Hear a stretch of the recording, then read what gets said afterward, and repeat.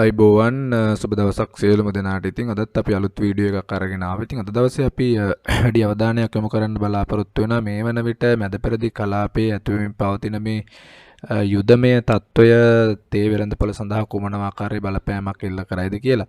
ඉතින් ඇත්තටම අපි මීට කලිනුත් වීඩියෝ එකක් අරගෙන ආවා ඊශ්‍රායලය සහ පලස්තීනය අතර තියෙන යුද්ධය සහ ඊට වටේ තියෙන රටවල් වන සෞදි අරාබිය, ඉරානය, ඉරාකය, සිරියාව සහ තුර්කිය කියන රාජ්‍යයන් මේම යුද්ධයට ඍජුව හෝ වක්‍රව සම්බන්ධ වීම නිසා තේ වෙළඳපොළට කුමන ආකාරයේ බලපෑමක් එල්ල කරයිද කියන අපි වීඩියෝ එකක් අරගෙන ආවා.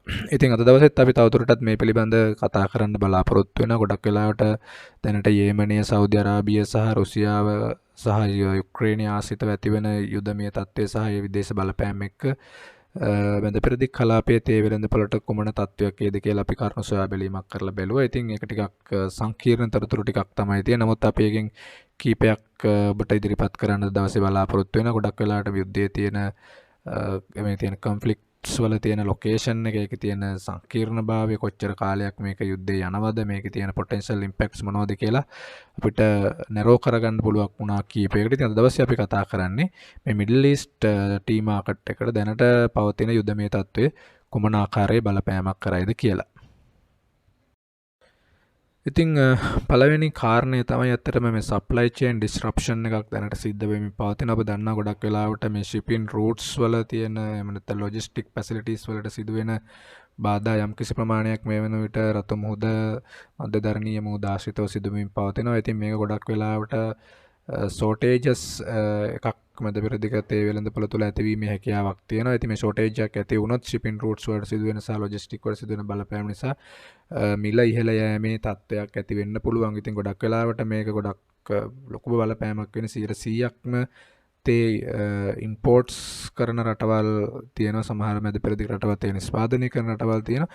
ඉතින් 100%ක් තේ නිෂ්පාදනය නොකරන රටවල් වලට මේක යම්කිසි බලපෑමක් එල්ල කරන්න පුළුවන්.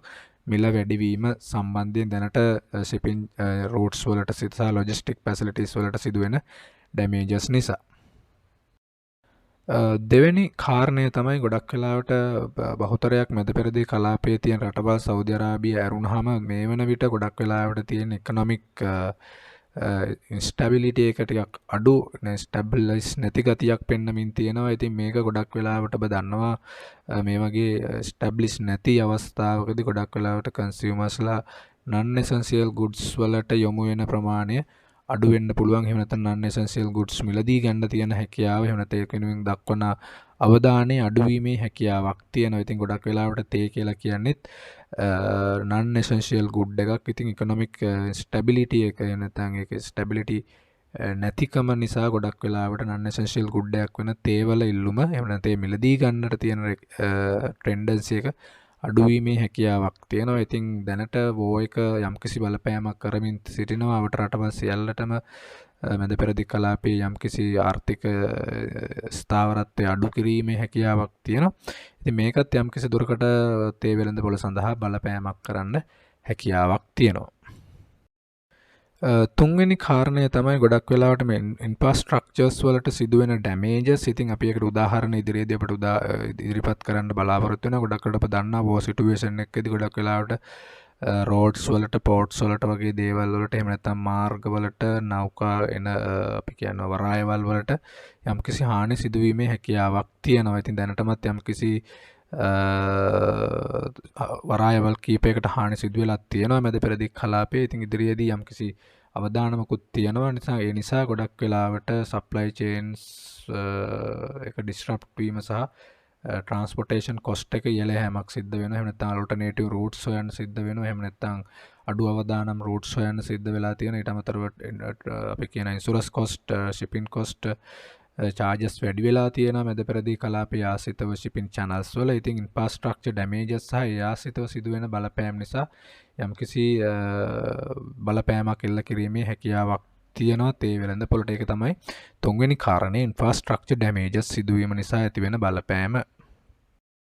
හතරවෙනි කාරණය විදිහට අපි හඳුනාගත්තේ මේ ටුවරිසම් රීජන් එක තුළ මේ වන විට මැද පෙරදිග කලාපය තුළ ටුවරිස්ට්ලාගේ පැමිණීම යම්කිසි අඩුවීමේ තත්ත්වයක් තියෙනවා කියලා වාර්තා වෙලා තියෙනවා. ඉතින් ටුවරිස්ට්ලාගේ පැමිණීම අඩුවීමත් තේ වෙළඳපොළට යම්කිසි බලපෑමක් එල්ල කරන්න එහෙම නැත්නම් නෙගටිව් ඉම්පැක්ට් එකක් ඇති කිරීමේ හැකියාවක් තියෙනවා කියලා තමයි වාර්තා වෙන්නේ. ඉතින් ටුවරිසම් ලොකු ප්‍රමාණයකින් මැද පෙරදිග කලාපයේ ඩ්‍රොප් වීමක් සිද්ධ වුණොත් මේ දැනට තියෙන ඉකොනොමික් සහ වෝර් ටෙන්ෂන් එක නිසා ඒක තේ වෙළඳපොළට එහෙම නැත්නම් තේ මාකට් එකට යම්කිසි බලපෑමක් එල්ල කරන්න පුළුවන් කියලා හඳුනාගෙන තියෙනවා. ඉතින් හතරවෙනි කාරණේ විදිහට අපි හඳුනාගත්තේ ඩික්‍රීස් ටුවරිසම් ඉන්න මිඩල් ඊස්ට් රීජන් කියන එක.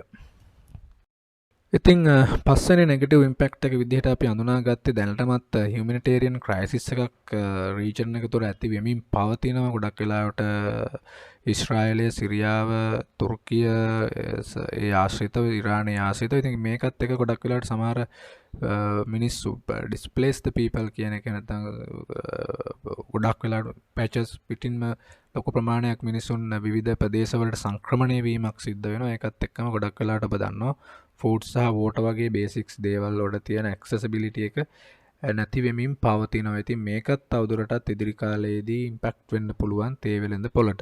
ඉතින් මෙන්න මේ කාරණා පහ අපි හඳුනාගත්තා. ප්‍රධාන වශයෙන්ම යුද්ධමය තත්ත්වයක් මැද පෙරදිග කලාපයේ ඇතිවීම නිසා සිදුවිය හැකි බලපෑම් විදිහට ප්‍රධාන වශයෙන් අපි හඳුනාගත්තේ සප්ලයි චේන් ඩිස්රප්ෂන් එකක් දැනටමත් සිදු වෙමින් පවතිනවා.